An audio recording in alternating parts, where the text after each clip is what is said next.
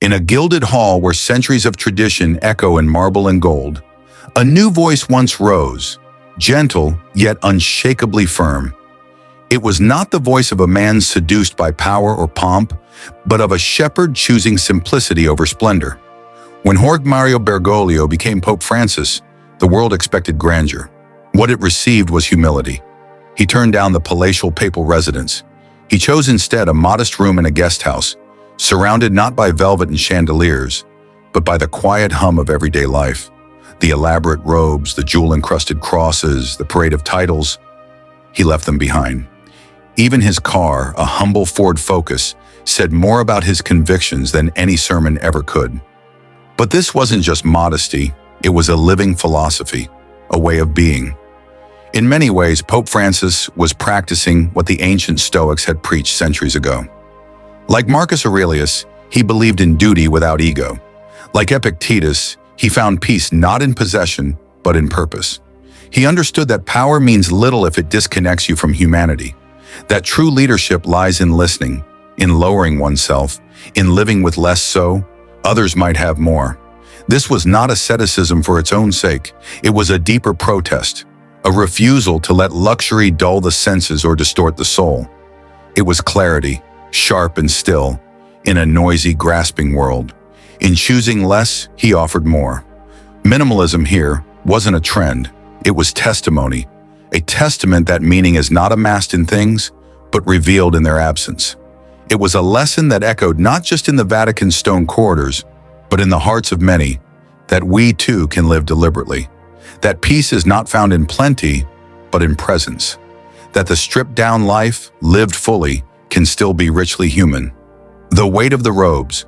When the robes are heavy with gold, it's easy to forget their original purpose, to serve, not to shine. But Francis remembered.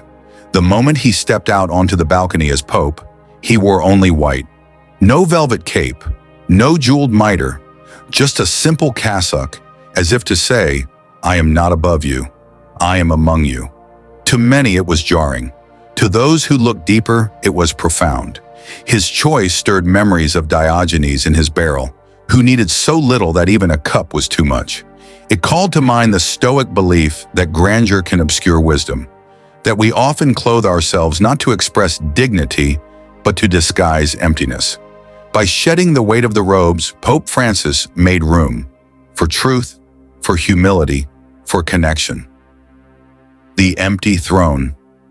In the grand halls of the Vatican, there stands a throne that gleams with history, but Pope Francis rarely sat there.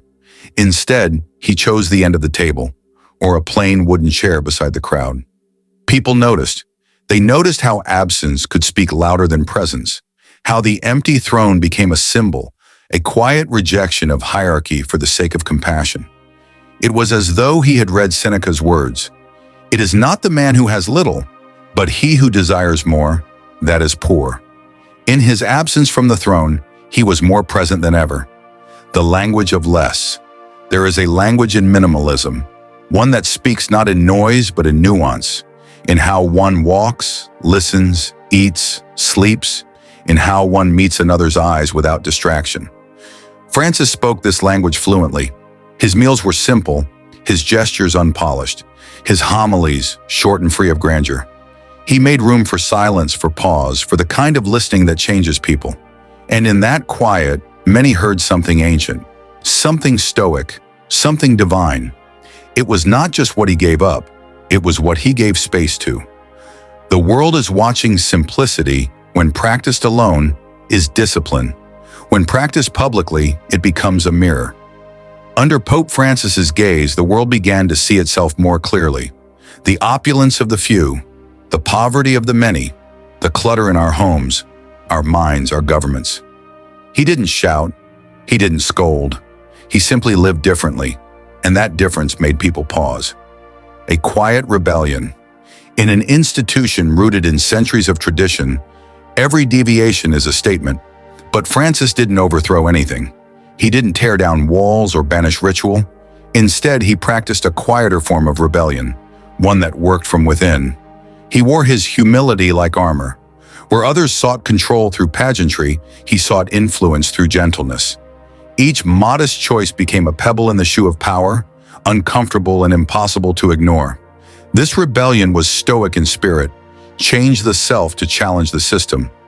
Resist not with outrage, but with example. Show that a new way is not only possible, but more human. A quiet rebellion. In an institution rooted in centuries of tradition, every deviation is a statement.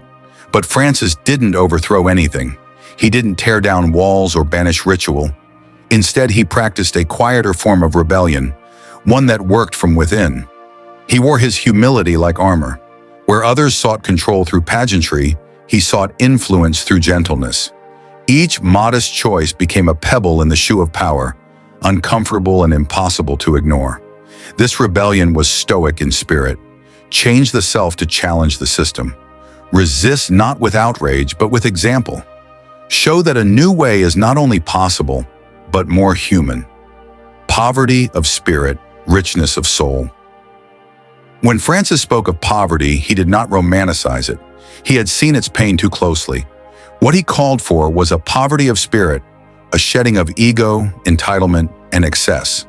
To the Stoics, the same principle held true. True wealth was inner virtue. Nothing could be taken from the person who wanted nothing but wisdom and peace. In this, Francis and the ancient philosophers were kindred spirits. He reminded us that possessions can possess us, that we're only truly free when we learn to live with open hands, not clenched fists.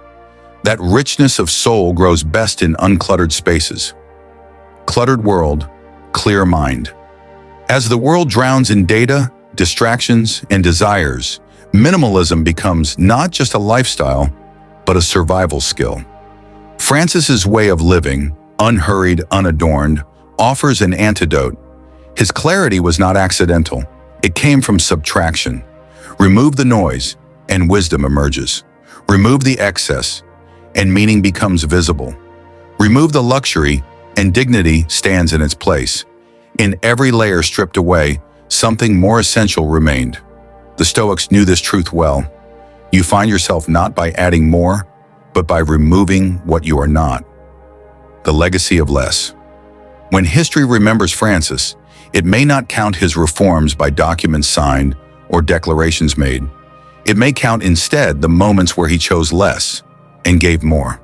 A simple cross, a plain coat, an open door, a refusal to rise when the world begged him to ascend. These will echo not because they were grand, but because they were true.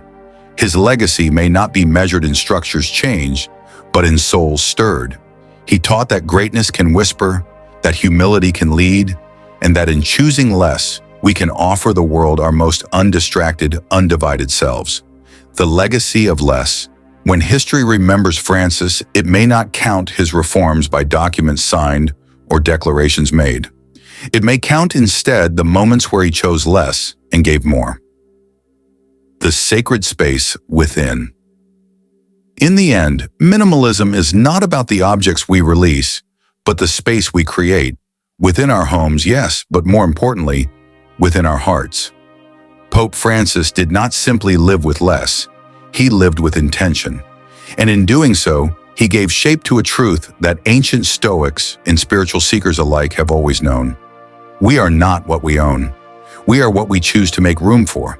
In Francis's small acts of resistance, against ego, against indulgence, against the clamor of excess, we find an invitation, not to mimic his life, but to examine our own.